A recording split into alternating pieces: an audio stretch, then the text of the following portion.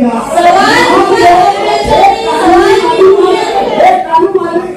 हमारा हक है, सदस्य का हक है, सदस्य का हक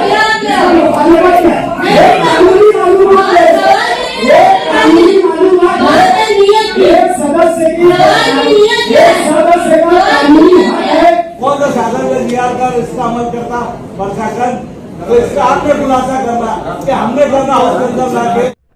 आप देख रहे हैं मायरा न्यूज मालेगांव। कंस्ट्रक्शन करना गवर्नमेंट की तरफ से नहीं है, स्कूलों में 2.5 कोटी खर्च करना। अभी हमारा जनरल बोर्ड का बजट भी आया नहीं है। मेरी आपसे ऐसी गुजारिश है कि ऐसी स्कूलें जहाँ पे हम जनरल फंड से कंस्ट्रक्शन कर सकते हैं और वहीं पर ये डिजिटल बोर्ड लगाना, कुछ डेस्क वगैरह करना, तो जो जरूरत की स्कूलें हैं उसको करना। मराठी स्कूल मालेगांव शहर में 2, बाकी सब उर्दू स्कूलें हैं।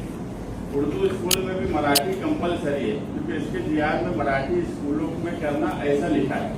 तो मराठी स्कूल 2 है, वो भी की जाए। और उर्दू स्कूलें जहाँ पर इसकी जरूरत है, यानी डिजिटल करने के लिए इंटरेक्टिव डिस्प्ले बोर्ड और डेस्क वगैरह, लेकिन ऐसे आदमी से काम करवाना, ऐसे ठेकेदार से काम करवाना कि जिसमें भ्रष्टाचार न हो। क्योंकि एक मामला आपने कोई इंक्वायरी लगाई है, हमारे आमदार साहब ने इंटरेक्टिव डिस्प्ले बोर्ड 5-5 लाख रुपये का दिया, जो कि जेम पोर्टल में 1,19,000 उसकी कीमत। अगर ऐसा भ्रष्टाचार एजुकेशन में हो और डिस्प्ले बोर्ड का टेस्ट लेना, बजट है 10 लाख का डिस्प्ले बोर्ड करके आप दे दे, तो आप इंक्वायरी लगाए हो तो ऐसा आदमी काम करवाओ। कम से कम एजुकेशन देकर आरोग्य में जो 2.5 करोड़ देना है वो आरोग्य केंद्र है, एंट्री बेड की मशीन है, ये जरूरत की चीजें है। ऐसे फोनोग्राफी, ऐसे आरोग्य केंद्र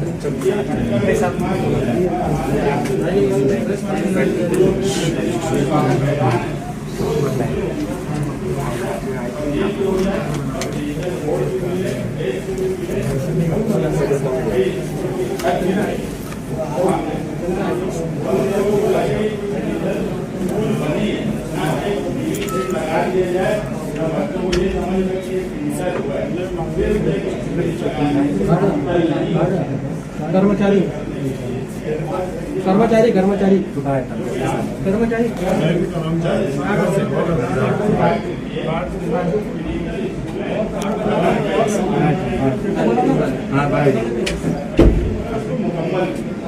होने के बावजूद भी प्रशासन अपनी मनमानी करता।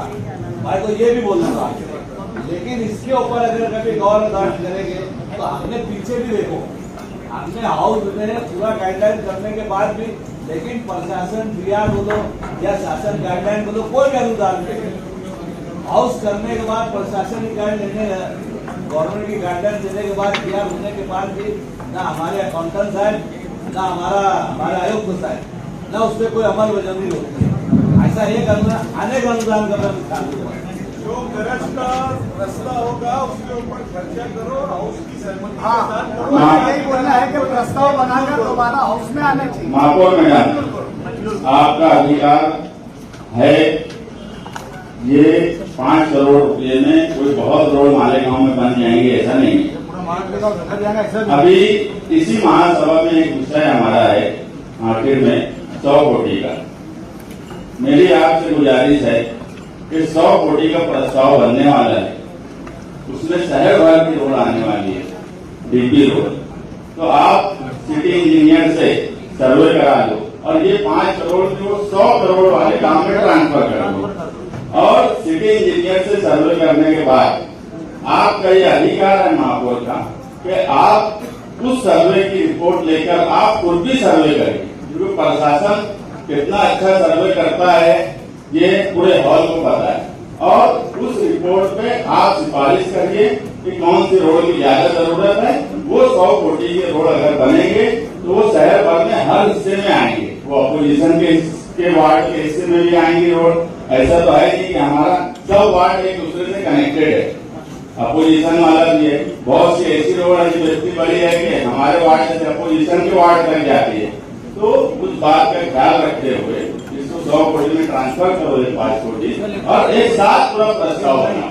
मैं तो बोलना चाहता पट्टन साहब से पूछे ताकि हमारा प्रश्न जो है प्रशासन से, हमारा प्रश्न जो है प्रशासन से, हमारा तो कोई सत्ताधारी पक्ष से है नहीं।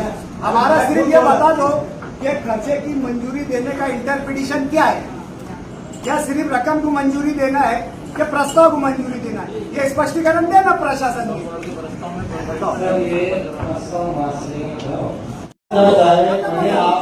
आपको कॉन्टर नहीं जा रहा डॉक्टर साहब, आपको कॉन्टर नहीं जा रहा डॉक्टर साहब। मैंने यही है, आपको सिर्फ मंजूरी देना है, अपने को कलेक्टर साहब जाएगा और जो शहर के अच्छे हित में जो रोड रहेंगे सारे खटका बैठ के उसको तय कर लेंगे। मैंने यहाँ पे महासभा के अधिकार का हनन होना मैं समझ रहा हूँ। मेरी मालूमात मुझे एक ऐसा लग रहा कि हमने इससे पहले हमारी प्रथा रही है कि हमने प्रस्ताव समेत मंजूरी दी है, आज हम सिर्फ खर्चे को मंजूरी दे रहे, कल कैसे मालूम पड़ेगा? तो सिर्फ प्रशासन मालूम पड़ेगा ना कौन कौन से रोड बता दिया जाएगा उसके अंदर। प्रशासन से हमारा सवाल है, महापौर मैडम आपके माध्यम से मेरा आयुक्त साहब से सवाल है कि तुम ये क्वेश्चन को कैसे इंटरप्रेट कर रहे हैं, मुझे ये बताओ। महापौर मैडम एक मिनट, मेरे आयुक्त साहब से उत्तर ले लो। ये बात है, गवर्नमेंट ने 5 करोड़ मंजूर करे हैं। ये 5 करोड़ में कौन से काम लेना प्रशासन का अधिकार नहीं है। जो गाइडलाइंस है वो महासभा तय करेगी कि भी कौन से काम उसमें लेना है, या महासभा को अधिकार देगी कि भाई तुम गठन करके मीटिंग लो, या अधिकार देने के बाद नहीं तो यही तय होना कि कहाँ क्या काम लेना है क्या नहीं तो किसी को अधिकार देगी बहुमत से कि भाई आपको अधिकार दिया, तुम सबके काम करके काम किया। हमारी उप सूचना ले लो मैडम, इसमें जब भी इस पे कोई प्रस्ताव बनेगा तो हमारे विपक्ष उसमें शामिल। ठीक है ले लो, चलो 100 कोटी में इसको डालना पैसा, ऐसा प्रस्ताव के अंदर है। 100 कोटी के जो रास्ते अंदर निकलना, 5 कोटी इसमें ट्रांसफर करना। एक दूसरे में कैसे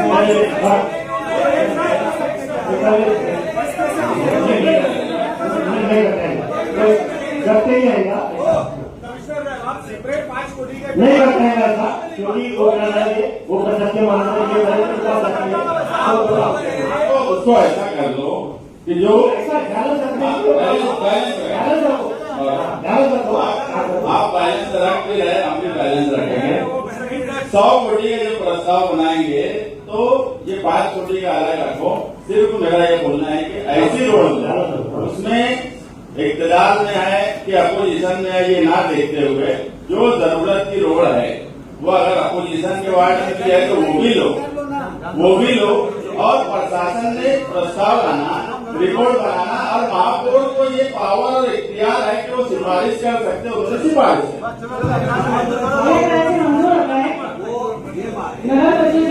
क्या बोल रहे हैं? मेरा खास तौर से इसमें बार बार मैं बोल रहा कि इसमें तो बोलता अभी बड़ा राय मसूरा फंटन साइड चलो नहीं, मैं अगर बोल रहा हूँ आप समझ रहे, मेरा ये बोलना है जब तो मैंने शासन ने दिया गोली मारते, मेरी बात आप समझ रहे, मैं कहा के बोलना चाह रहा तो इसके लिए अगर कभी ये चीज को अगर हम बोलेंगे तो इसका उल्लेख इसके लिए बोल रहा कि उनसे खुलासा कर लो। मैं इसके लिए बोल रहा साहब, ये बात अगर सदस्यों को नहीं मालूम है, लेकिन मैं आपको ये बोल रहा कि यहाँ पे बिल्कुल शासन के दिया का, शासन की गाइडलाइन का पूरी धज्जी उड़ा देते। मैं आपको एकदम क्लियर बोल रहा, तो इसका आपने खुलासा करना कि हमने करना हॉस्पिटल लाके आने वाली महासभा क्लियर करना क्या आने वाली महासभा आपने बोलो तो मैं आपको बोला आने वाली महासभा में मैं मेरे से लेकर के मेरी यादी पे मैं इससे लाता हूँ। कौन सा शासन का जीआर का इसका अमल करता प्रशासन नहीं? ठीक है मंजूरी दो। सारी चीजें जो हमारे सदस्यों को नहीं मालूम है, एड़ा बनाने का काम करते हैं। अरे हम तो पहले ही बोले कि इन्होंने बिल्कुल एड़ा बनाने का काम कर रहा है प्रशासन। कामों को छोड़ अरे जिया को नहीं मानते शासन क्या क्या ये तो हमारा बोलना है। अपनी मनमानी चलाते हैं। मजदूर कामों को छोड़कर दूसरे टेंडर उन पे लाखों करोड़ों रुपये बनाया, ये तो हमारा भी बोलना है। करोड़ों रुपये बनाए। लो इरफान भाई की सूचना लो, इरफान भाई की सूचना लो। शुक्रिया भाई, शुक्रिया।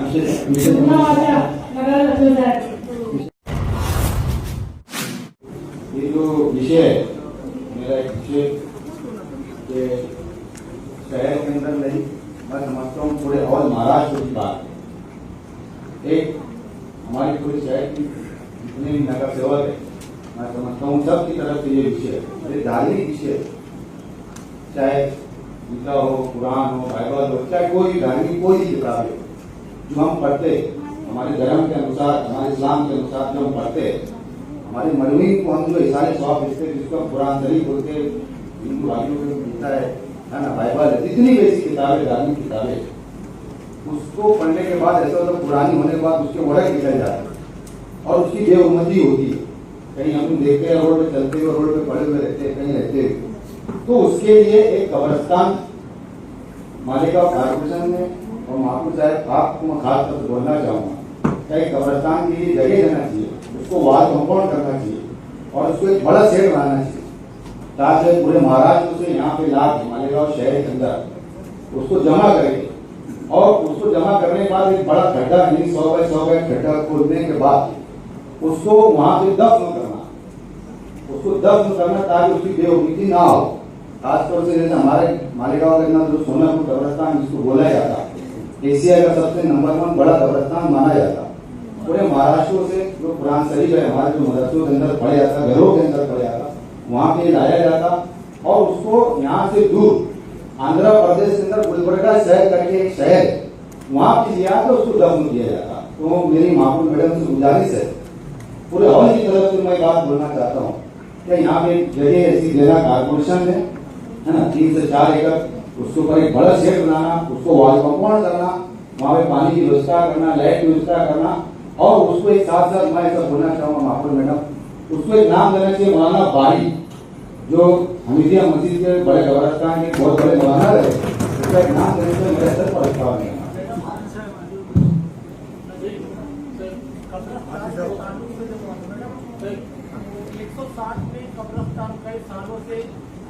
अभी है उसका विषय है, अभी विषय है उसका, उसके बाद मॅडम हा जो विषय ठेवला आहे 56 वर्ष साहेबांनी, तो खरोखर चांगला आहे, तो एक धार्मिक गोष्ट आहे.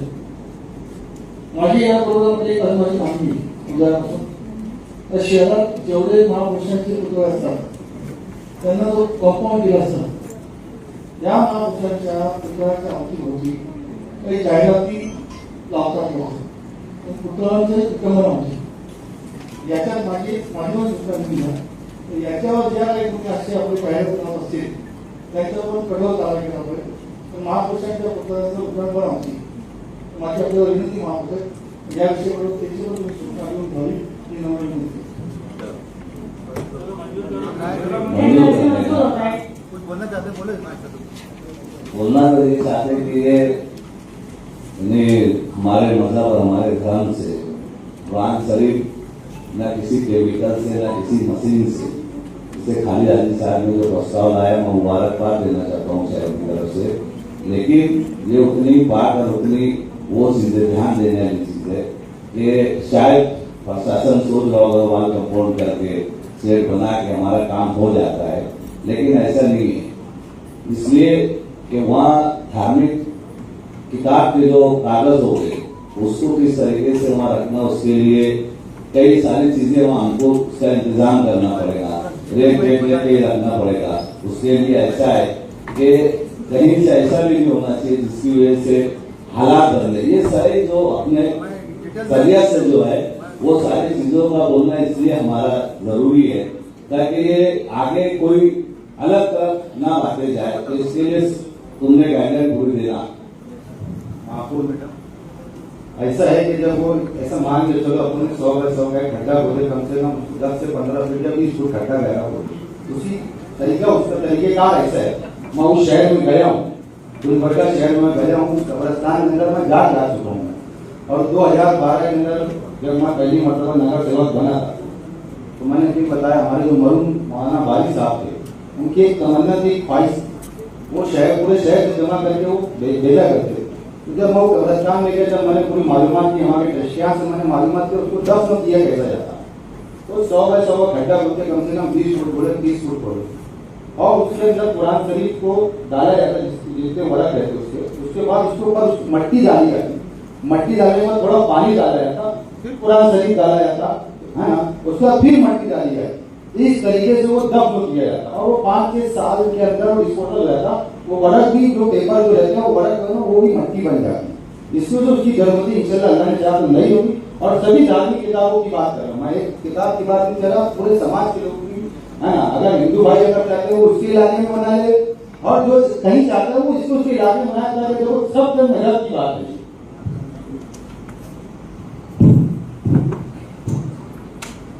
खासदारी साहेबांनी जी सूचना मांडली ती अतिशय रास्त आहे, धार्मिक विषयाची निगडीत आहे।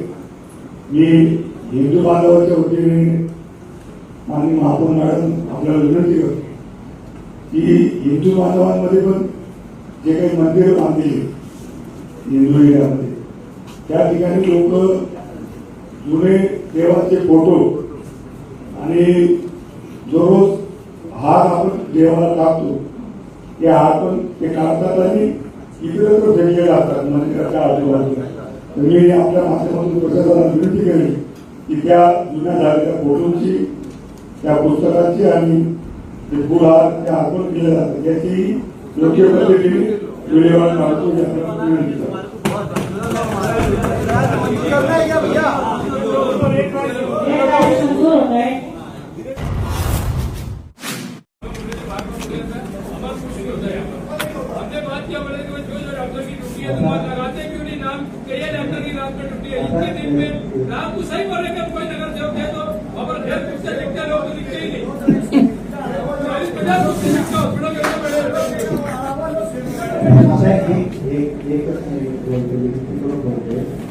आपल्याकडे एकच पद्धती आहे,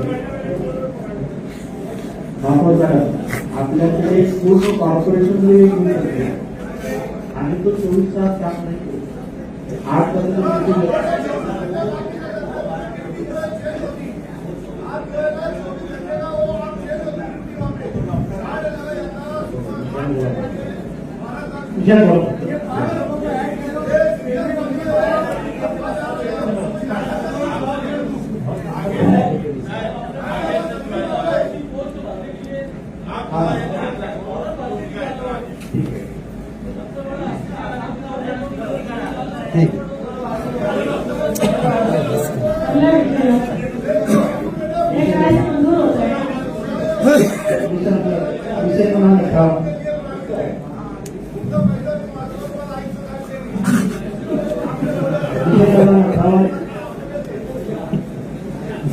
विषय क्रमांक 58 आयुक्त पहले जवाब क्रमांक सार्वजनिक बांधकाम।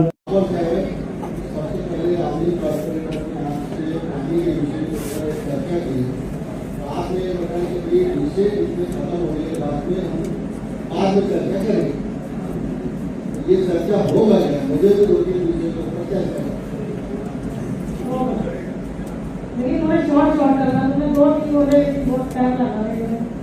आप बोलेंगे तो करेंगे कि चर्चा नहीं करेंगे, करना नहीं, जैसे आप अगर बोल देंगे तो चर्चा ही नहीं करेंगे, उसके लिए अलग से लेंगे सभा।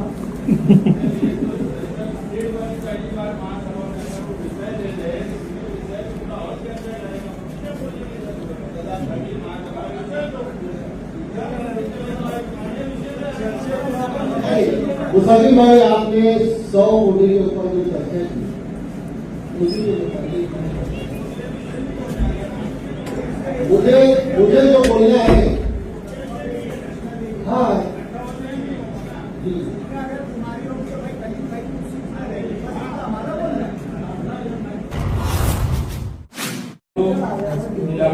ये इलाका जो है, इस इलाके में इतराफ की आबादी तेजी से बढ़ रही है। यहाँ से ऐसा लगा कब्रिस्तान, बड़ा कब्रिस्तान काफी दूरी पर होने की वजह से इलाके की आवाम को अपने मजदूरों की तस्दीक के लिए काफी दुश्मनियां का सामना करना पड़ता है। इस इलाके में कब्रिस्तान शुरू हो तो इस इलाके और इशराक के इलाकों की आवाम की खुदकशी होगी।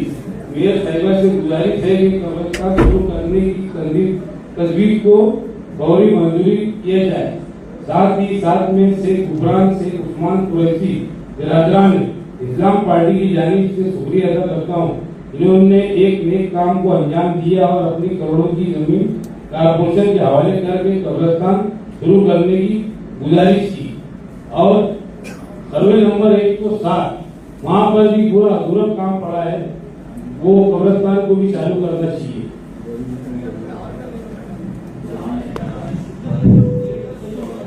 शेख गुफरान शेख उस्मान कुरैशी खान वाले पूरे सभागृह के हवाले की तरफ से शुक्रिया कारपोरेशन और शहर का वो शुमारी हिस्सा उनका एहसान करने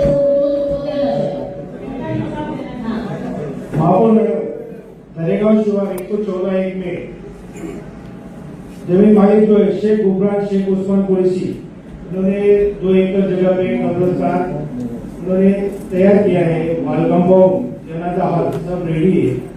अपने कारपोरेशन से गुजारिश है कि वहाँ पे रास्ता लाइट और पानी की व्यवस्था होनी चाहिए और जल्द से जल्द वो कब्रिस्तान चालू करने की अनुमति देनी चाहिए। और वार्ड नंबर 4 में कोवारवाड़ी में 107 में जो कब्रिस्तान है वो कब्रिस्तान का वॉल कंपाउंड का काम थोड़ा सा ही बाकी है, उसका कुछ बजट का विषय है, वो जल्द से जल्द कंप्लीट करके वो भी कब्रिस्तान जल्द से जल्द पूरा होना वो भी चालू करना चाहिए। ये आपसे गुजारिश है।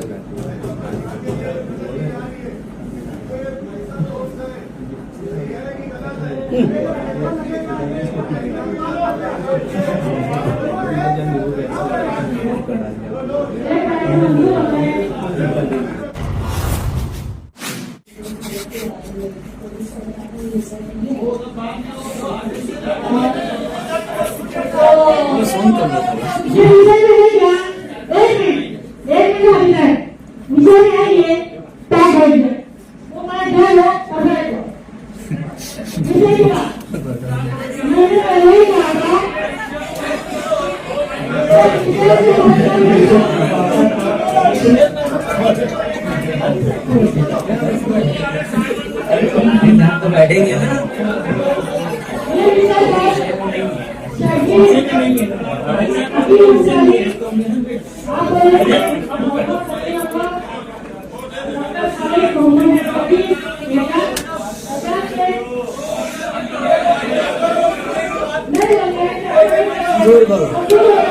मंजूर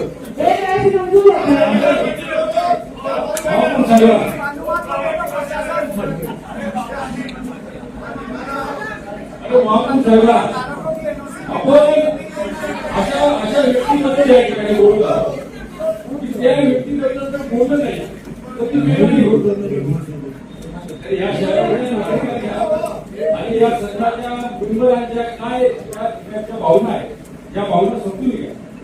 तो ठराव आणला आणि तो ठराव मंजूर झाला या पूर्ततेचे कार्य सुरू या सभागृहाचे ते प्रथम मागील महापालिकेचे प्रथम महापौर या संदर्भात बोलत असताना थोडीशी त्यांच्याबद्दल विकृती ठेवली गेली पाहिजे।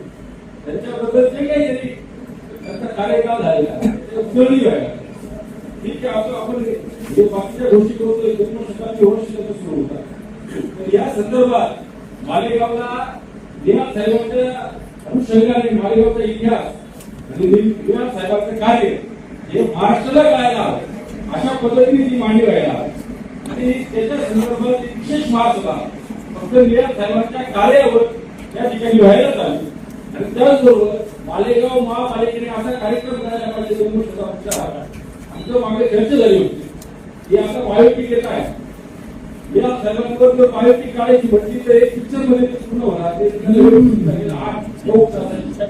अशा पद्धतीने त्याचे अनेक कार्य आणि अनेक गोष्टी आहेत की असं म्हटलं जातं की लीडर होणे जो लोगों की सुने लीडर हो की जो लोगों को बताए सेवा दिखाए असे जे लीडर त्याच्याबद्दल अनेक ठेका आहे त्यांच्याबद्दल चांगले बोललं गेलं वाईटही बोललं गेलं या सगळ्यांचा सहभाग राखून त्यांच्याबद्दल त्या भावना या सभागृहाने त्यांना मन मोकळे पद्धतीने या ठिकाणी मांडाव्यात म्हणून माझी विनंती आहे की या निमित्ताने एक विशेष महासभेचं आयोजन या सर्वांच्या कार्यावर एक विशेष महासभेचं आयोजन या ठिकाणी करावं अशी सभागृहाला विनंती करतो त्यानंतर त्या लोकांनी न्यायालयाबरोबर काम केलं त्यांना न्यायालय त्याचा आदर भाव असं नाव माझ्यावर त्या धर्माच्या नावाने जाती घ्या कुठले संविधानामध्ये नाव माझी आपल्याला विनंती अपघात माझा विषय त्याच्या संबंधी विषय जो आहे माझे सहकारी दिनेश गांधीजी बोलले आपण त्याचा विचार करून लवकरात करू शकतो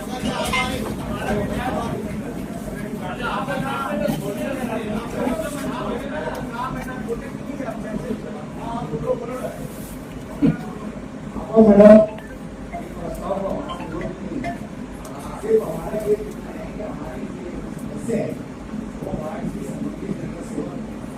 समाधान सिर्फ करा दो प्रशासन की तरफ से विषय को हमारा कोई विरोध नहीं है विषय प्रस्ताव का है हम उसके साथ हैं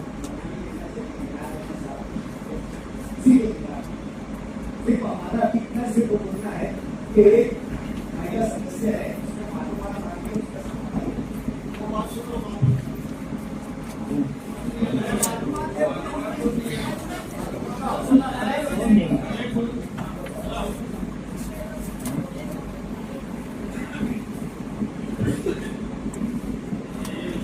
बोलना नहीं रहता मुझे लगता था कि और तमाम हमारे लोग देना वाले उन्होंने भी खुलकर दिल से हमारे हमें साथ भी नहीं नजर आते भी इस तरह की बात करना ये बराबर बात नहीं है अगर यहाँ गवर्नमेंट के तौर पर कोई जगह पर एजुकेशनल के लिए महासभा में प्रस्ताव आया है तो न्याय साहब के मामले में एकदम साफ पॉलिसी क्लियर हो यह न्याय साहब के साथ में है या न्याय साहब के खिलाफ मैं चाहता हूँ उनकी जिंदगी की बहुत साफ मंजिल जिस तरीके से उनकी जिंदगी साफ खिलाफ में रहो या साफ साथ में रहो इस तरह की पॉलिसी न्याय साहब के नाम पर जवाब मांगा जा रहा है एजुकेशनल हब बनाने की वहां पर बात है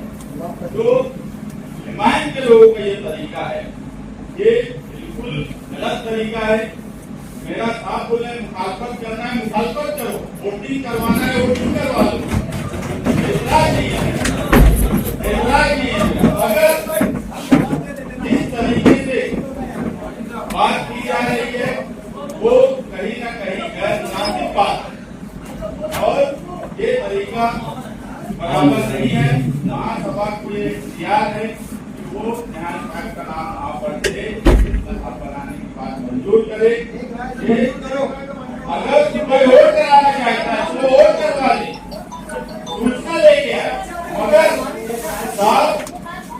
साफ उद्देश्य नहीं सामने आते नहीं आने जो पॉलिसी है वो उसकी मजम्मत करता है कि इस महासभा में दो तरीके का है आप बोलो ना कि हमको इसकी मुखालफत करना है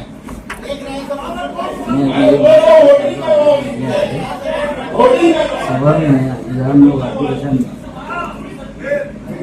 10-15 मिनट लगेंगे शुरुआत कर रहे थे फिर तुमको फोन कर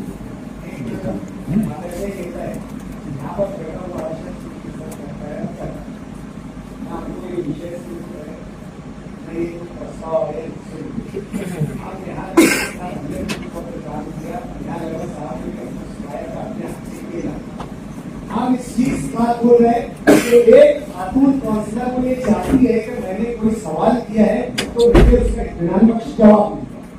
आप एकदम साफ ये नोटिस में ले लो कि इस विषय की एमआईएम मुखालफत नहीं करता इसमें हमारी सूचना को हम सूचना भी यानी ये अनुमोदन भी देते और हमारा क्या सूचना भी हमारी है ये तो मंजूरी लेकिन सिर्फ ये हमारा हक है ना, ये हमारा हक है। एक सदस्य का हक, एक में सदस्य का हक, मालूमात क्या है? एक कानूनी मालूमात है, एक कानूनी मालूमात है, एक सदस्य का कानूनी हक है कि उसका पूछा जाए, कानूनी हक है। और ये महासभा के कानून ने, ये कॉर्पोरेशन एक्ट ने उसको हक दिया है कि वो अपने पूछे गए सवाल का जवाब जवाब आने के बाद पहले आप उन्हें जवाब, एक महिला सदस्य उसके हिसाब को समझो, हमें हमारी सूचना भी है और उसको अनुमोदन भी है, हमारी तजवीज की मंजूरी भी है। आपको जवाब देना नहीं चाहते क्या? आप एक कानूनी मालूमात की जवाब देना, आप एक कानूनी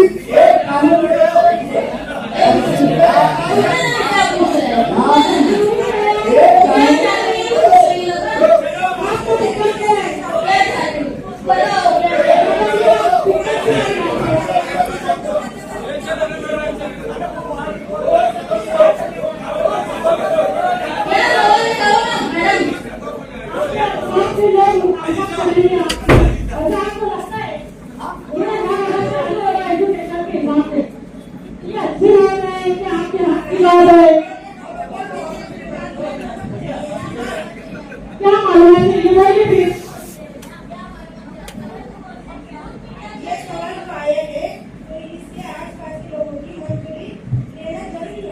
अगर कॉर्पोरेशन की जगह है तो मंजूरी की जरूरत नहीं।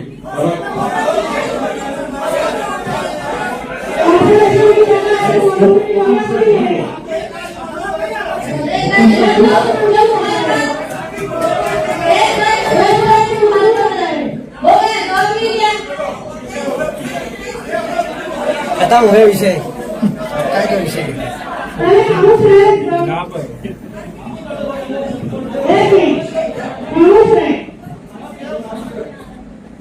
मालेगांव म्यूनिसिपल कॉर्पोरेशन की जनरल बोर्ड मीटिंग के लिए अपोजिशन लीडर होने के लिए दो पार्टियों की तरफ से दरखास्त आई है हमारे पास। हमने दोनों पार्टियों का जायजा लिया। मेरा इलेक्शन में शिवसेना ने अपने उम्मीदवार को खड़ा करके एक्टिव अपोजिशन का किरदार निभाया। शिवसेना ने अपने 18 मेंबरों की साइन के साथ ठहराव करके गठ नेता, शिवसेना के गठ नेता ने अपोजिशन लीडर के लिए एडवोकेट नीलेश काकड़े का नाम दिया। आज मैं उनके नाम का ऐलान करती हूँ। Opposition leader advocate Nilesh